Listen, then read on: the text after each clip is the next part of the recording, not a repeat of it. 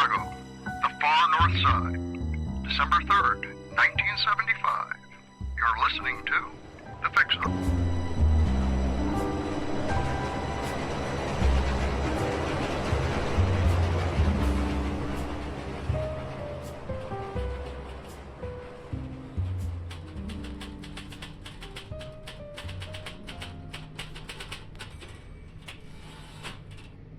You're not going, are you?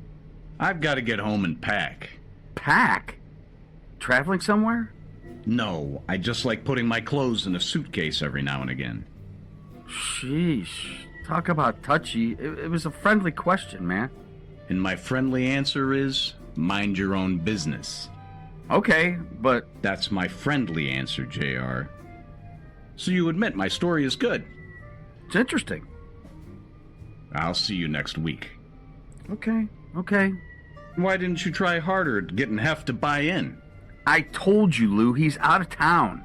That story is getting old. He's in Miami, for what it's worth. Yeah, I'm headed there myself. Maybe I'll look him up. Look, I don't want to create any false hopes, but I met with two of Hef's editors, okay? They came to me. That's how interested they were. What were their names? Their names? One was named Fred. You seem to have a hard time remembering the names of Hef's employees. I got his card here, somewhere. Hold on. And the other one? What was his name? What? I don't know. I think it was his assistant. I don't believe this. Lou, it's me. What does JR stand for, anyway? Just ribbing? Lou, how do I prove myself?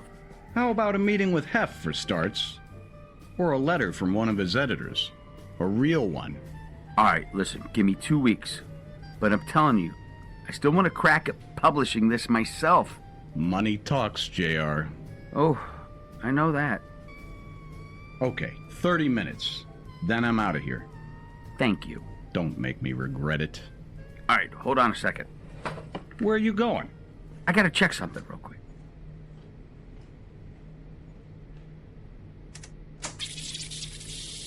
What are you doing over there?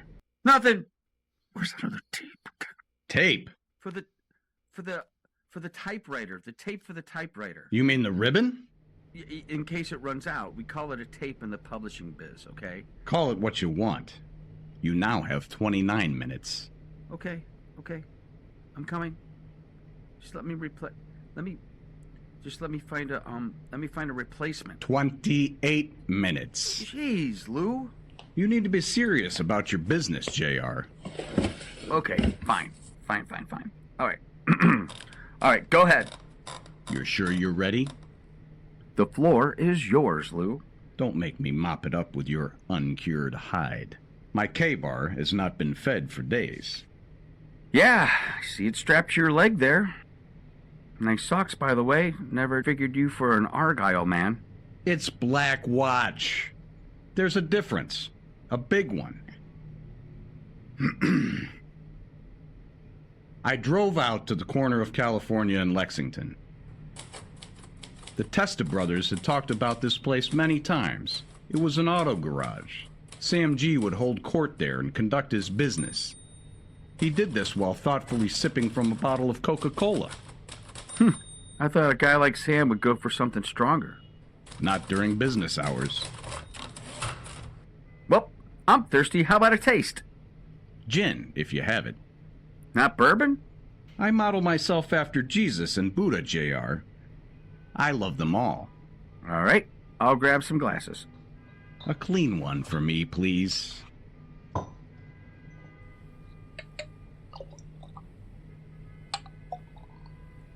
The garage was located on the west side, toward Oak Park. Sam would stop by once a week to settle affairs.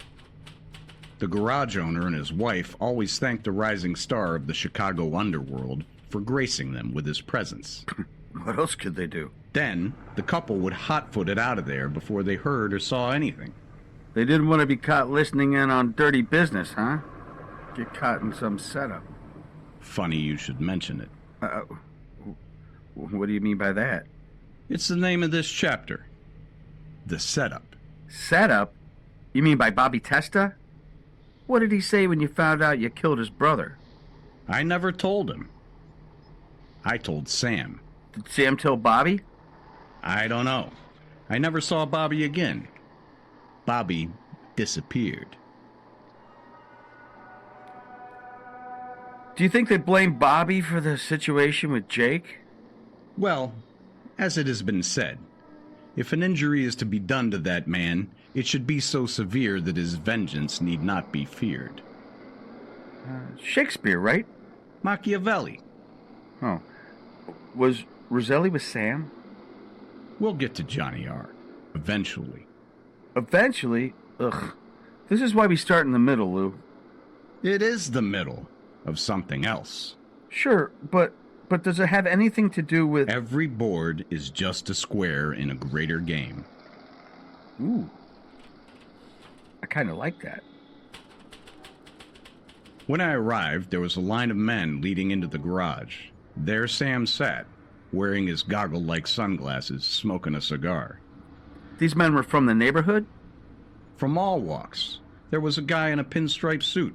He wanted Sam's blessing to open a cafe. Another guy in dungarees owed money to one of Sam's bookies. He wanted a plan. A plan? A payment plan. I don't think I need to explain that to you, JR. And there were some hard-looking kids. They wanted to work. For Sam? As muscle. Then it was my turn. Do I know you? We haven't met, Mr. Giancana. The one who works for Bobby, Sam. I fixed some slots for him. One of Sam's heavies was with him. Roselli? Roselli didn't work for Sam. I'm talking about Fury. Tony Fury. To fix the rubber. And war hero. And pinball thief. Technically, I didn't take anything, Mr. Giancana. What about Roselli? Johnny was avoiding being seen in public with Sam at that time. He had just been released. For the thing in Hollywood? Correct. The Brown buy-off mess. Johnny was on parole. Now, I'd like to hear more about that. In time, JR. Will you let me finish? Finish? I've been waiting for you to start. Technically didn't take nothing. You hear that, Sam? Kid, you got nerve. I never lied about it. And Bobby's been very fair. Very fair. That's us, right, Tony? Tony? Tony Fury. Sam's enforcer. If you'd pay closer attention, maybe this would go faster. Lou, there's a lot of names here. A lot of static is what there is. As I was saying, That's us, right, Tony? Tony gave a little grunt. It was his way of laughing. Out with it, kid. Time is money. I shouldn't discuss it in front of all these people. Tough tits. I trust these men. Tony works for me, and Chuck here is my brother. I have something in my car. I can show it to Mr. Fury, and you can continue with your business. Oh, I can't I? Sam gave me this look, part amusement, part irritation. In the years to come, I would become familiar with that look. He nodded to Fury, and Fury put his hand on my shoulder. His fingers were as plump as bratwursts. Show me. Show him the bodies? Everything. 10 minutes later, I was sitting in the folding chair where Sam had been sitting. They had cleared out the garage. Sam leaned over me and asked, Who told you there was a swindle? Bobby. Bobby Testa told you he was involved. He said he suspected someone. It was Jake who... How did you know this? I went over to Earl's place. Earl Schultz? The idiot? I suspect Earl puts on an act. You suspect? You suspect. Here's a picture. From the house. Give me that. That's Earl's handwriting. Mo, that's Jake Testa. Look at that, too. Thick as thieves. Where's Bobby? I think Bobby doesn't know. I didn't ask that. Do me a fucking favor, kid. Let me do the thinking. Yes, sir. For all I know, you're part of this, Mr. Pinball Thief. But I brought you the money. Sam took off those god-awful sunglasses. His eyes were dark and hard as anthracite. He yanked the duffel from my hands and looked inside. That's a bag of cash, all right. If I was part of their scheme, why would I come here? What did I tell you, Mo? What would you like me to do? I want you to shut the hell up!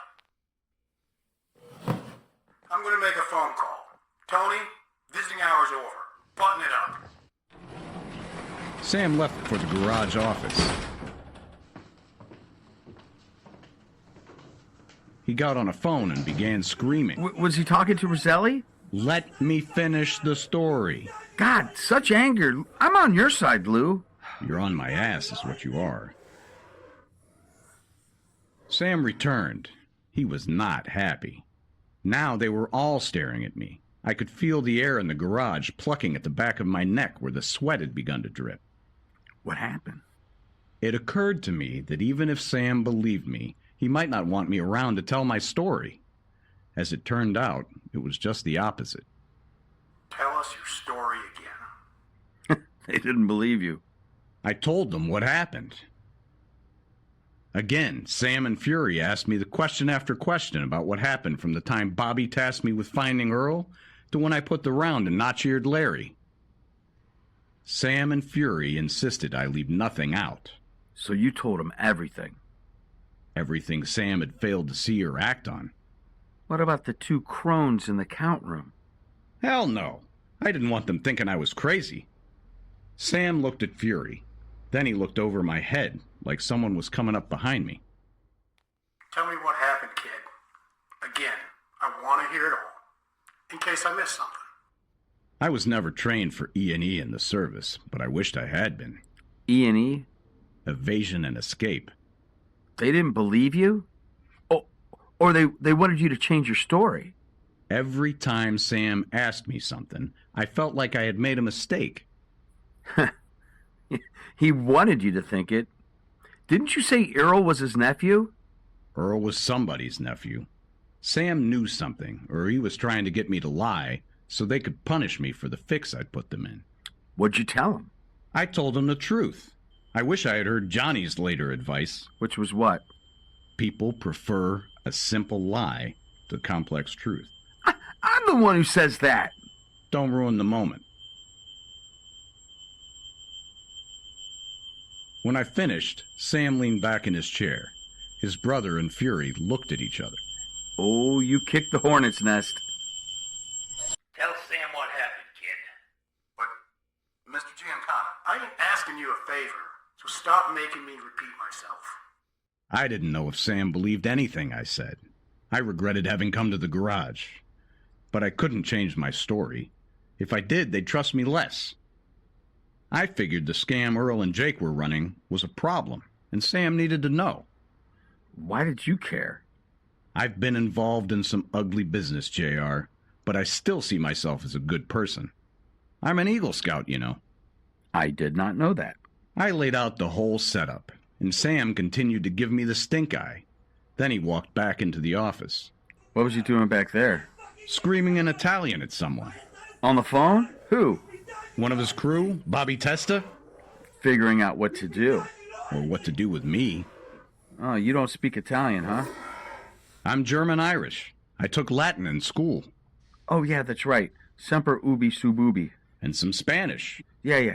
I told you about my teacher. I wrote about her. The one who jumped your bones. You published it in Mail Call. The schoolboy fantasy. It was not a fantasy. You know what, Lou? You should write more of that stuff. Sescapades of a prep school dropout. I finished school. It just took a while. A secondary education in the language of love. She spoke it all right. But there's another language. One Sam spoke. A language of anger. If there was something Sam wanted you to say, why didn't he just torture you? He wanted to see how I'd act. Oh, to see if you could be trusted. You're smarter than you look. After he finished the call, he came back and barked into my ear. You're wrong, kid. Hear me? If there's any Mickey Mouse going on, it's because of Larry and Jake. Earl Schultz is a babe in the woods. Do you hear me? I hear you, Sam. What? I hear you, Mr. Giancana. I thought you were smarter than this, kid. Bobby has nothing but high praise for you and your work. Now, Bobby's a good... Now, you start pulling this cowboy shit with your accusations and your fucking mayhem.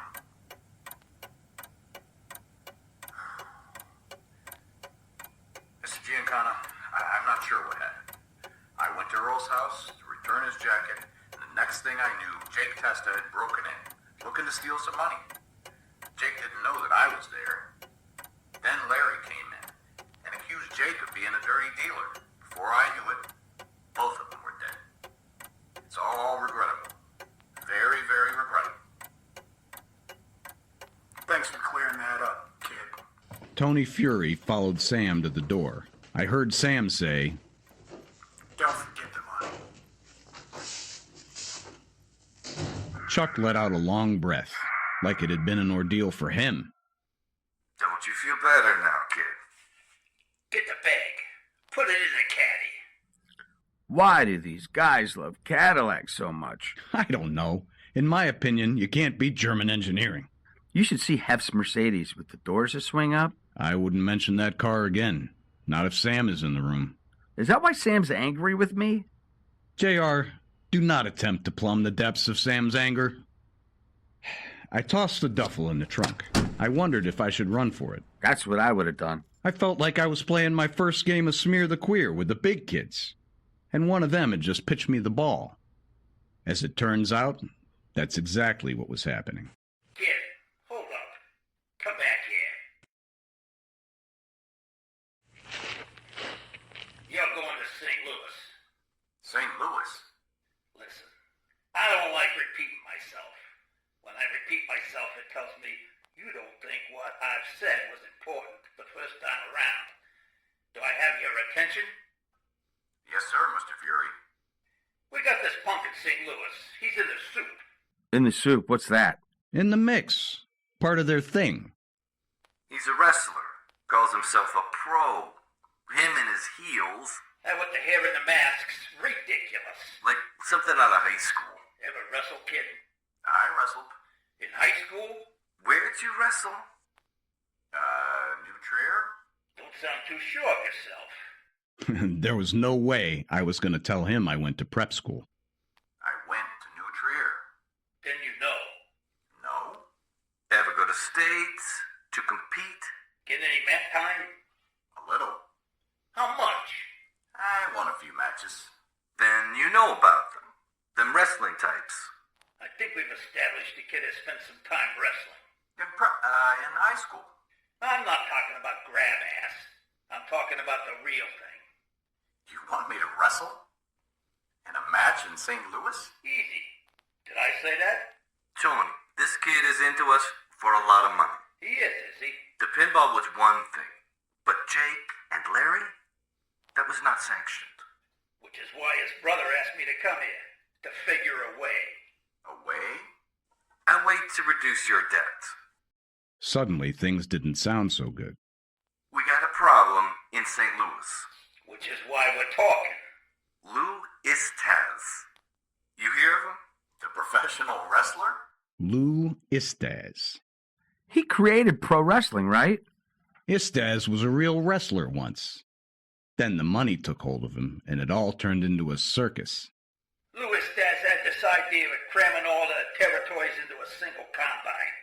And they want to call it, The National Wrestling Alliance. the National Wrestling Alliance. Istaz approached us.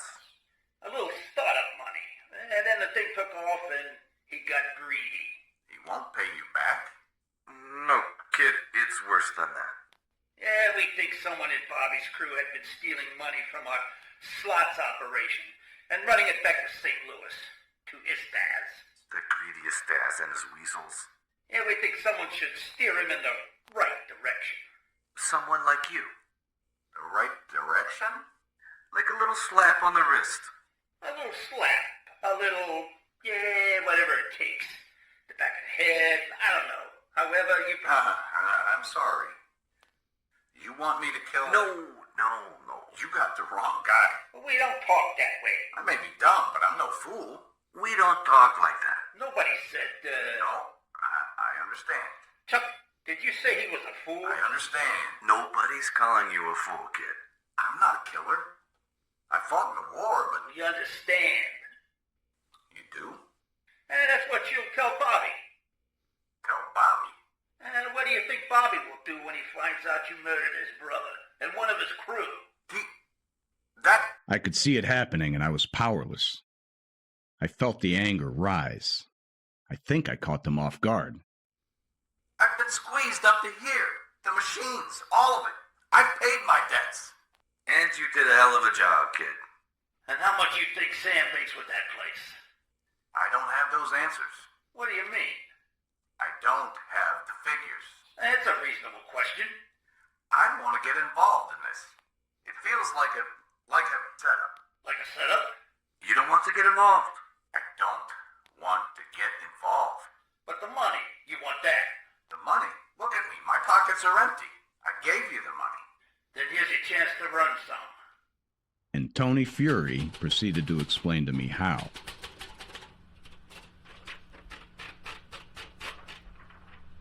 I think we really have something here, Lou. You think so? I know so. I'm sorry about all the heckling, but I just wanted to bring out the best you got. I got plenty. And I look forward to hearing more of it next week, okay? Don't forget the money. I know. Later, JR. Ugh, never ends.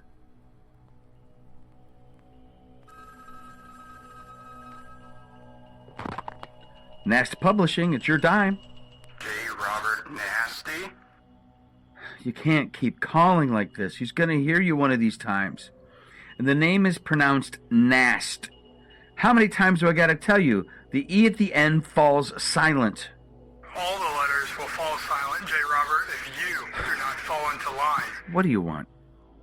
We want the update. Has he discussed items pertaining to the smuggling of arms and narcotics for John Roselli? In the discovery of a certain artifact on a U-boat. We must not discuss that, Fred. Not in my ear, Fred. You guys are... Look, I can barely get him to talk about Roselli. I don't know anything about Nazi gold. Who told you it is gold? I'm sorry, there's something wrong with this line. Oh my God. Oh my God. What? Nazi gold. J. Robert, what have you gotten yourself into this time, man?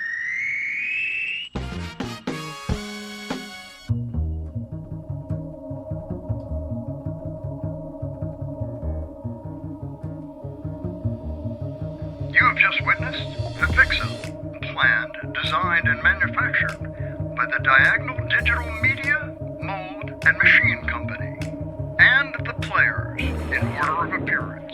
JR performed by Alan Mothersbaugh. Lou performed by Brant Schlatzer. Sam G performed by Greg Cascadden. Chuck G performed by Jeff St. Clair. Tony Fury performed by David Cleveland. Fred the Fed number 1, played by Andrew Gratz. Fred the Fed number 2, played by Mason Seacrest. And the Newsman, performed by Jeff Dodson.